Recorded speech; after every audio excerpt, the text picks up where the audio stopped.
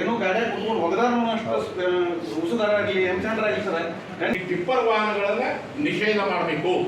ಉತ್ತರ ಕರ್ನಾಟಕದ ಬಸ್ಗಳಿಂದ ಗುಜರಿ ಬಸ್ಗಳು ಅಂತ ಇವರು ನಾನ್ ಸ್ಟಾಪ್ ಬಸ್ ಬಿಟ್ರೆ KSRTC ಅವರು ನಾನ್ ಸ್ಟಾಪ್ ಬಸ್ ಖಾಲಿ ಹೋಗ್ತಾವ ಸರ್. ನಮ್ಮ ಸೌಶಿ ಒಂದು ಕುತ್ಕೊಳ್ಳೋದ ಅವು ಹೆಂಗಾರ ಮಾಡಿ ಸ್ಟಾಪ್ ಮಾಡ್ಸಕ್ ಮಾಡಿದ್ರ ಎಷ್ಟೋ ಜನಸಂಖ್ಯೆ ಕಡಿಮೆ ಆಕೈತೆ ಸರ್. ಜೋತ್ ಬಿದ್ದು ಬರೋದಾರ ಕಡಿಮೆ ಆಕೈತೆ ಸರ್.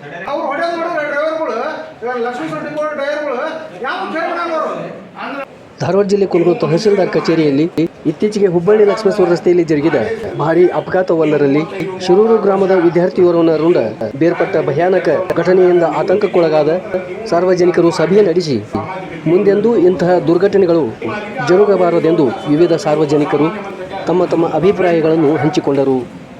ಸರ್ವರ ಅನಿಸಿಕೆಗಳ ನಂತರ ಶಾಸಕ MR ಪಾಟೀಲ್ ಅವರು ಮಾತನಾಡಿ, ರಸ್ತೆ ನಿಯಮ ಪಾಲಿಸುವ ನಡೆಯದಿದ್ದರೆ ಸ್ವತಃ ನಾನೇ ರಸ್ತೆಗಿಳಿದು ಕ್ರಮ ಕೈಗೊಳ್ಳಲು ಆಗ್ರಹಿಸುತ್ತೇನೆ ಎಂದರು.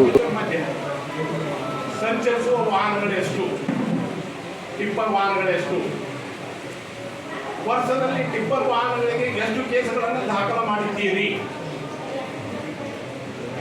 ಕೇಸುಗಳನ್ನು ದಾಖಲು ಮಾಡಿ ಅವಕ್ಕೆ ಏನು ಕ್ರಮವನ್ನು ತೆಗೆದುಕೊಂಡಿದ್ದೀರಿ? ಈ ಮಾನ್ಯ ಶಾಸಕರು ಹೇಳಿದರು, ಸ್ಟೇಜ್ ಇಲ್ಲ ಇವತ್ತು ನಾವು ತರಬಾಕ್ ಬರೋಲ್ಲ, ಒಂದ್ ವೇಳೆ ನಾವು ತರಬೇಕಿವಿ ಅಂದ್ರೆ ನಮ್ಗೆ ದಂಡ ಬೀಳ್ತೈತಿ ಅಂತ ಹೇಳ್ತಾರೆ.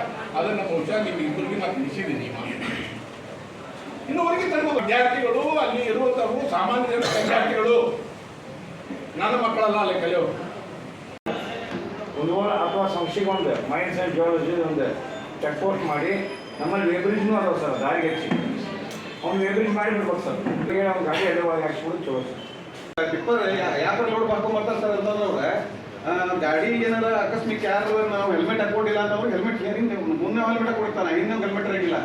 ಗಾಡಿ ಎದುರುಗಡೆ ಬಂತಂದ್ರೆ ಸಾಕು ಸರ್. ಒಂದು ಏನೋ ಗಾಡಿ ಕುತ್ಕೊಂಡು ಹೋಗದಾರು ಅಷ್ಟು ಉಸುದಾರಾಗಲಿ ಎಂಚಾಂಡ್ರಾಗಲಿ ಸರ್ ಕಣ್ಣಿಗೆ ಗೊತ್ತಂತಂದ್ರೆ ಗಾಡಿ ಹೊಳ್ಕೊಂಡೇ ಬಿಡಬೇಕು.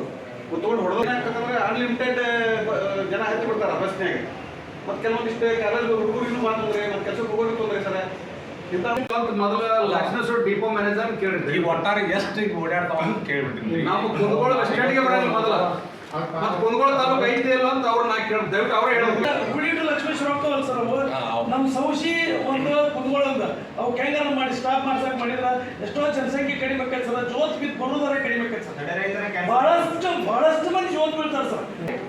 ಅವ್ರು ಹೊಡೆಯೋದು ನೋಡಿದ್ರೆ ಡ್ರೈವರ್ಗಳು ಲಕ್ಷ್ಮೀ ಸೊಟ್ಟಿ ಡ್ರೈವರ್ಗಳು ಯಾವ ಕೇರ್ ಮಾಡಲ್ಲ ಅವರು ಅಂದ್ರೆ ನೀವು ಮೇಡಮರ ಕುಂದಗೋಳ ರೂಟ್ ನೀವು ಹುಬ್ಬಳ್ಳಿ ಹೋಗ್ಬೇಕಾ? ನೀವು ಕುಂದಗೋಳ ರೂಟ್ ತಪ್ಪಿಸ್ರಿ. ಏನ ಹಂಗಾಸ್ ಹೋಗ್ರಿ, ಹಂಗಾಸ್ ಹೋಗಿರೋ ಹೋಗ್ರಿ, ಕುಂದಗೋಳ ರೂಟ್ ತಪ್ಪಿಸ್ಬಿಡಿ. ಕ್ಯಾನ್ಸಲ್ ಮಾಡ್ಬಿಡಿ. ನೀವು ಅಡ್ಡಾಡದ ಮಾಡಿ ಕುಂದಗೋಳ ಹೆಚ್ಚು ಪ್ರಕರಣಗಳನ್ನು ದಾಖಲಿಸಿರ್ತಾರೆ.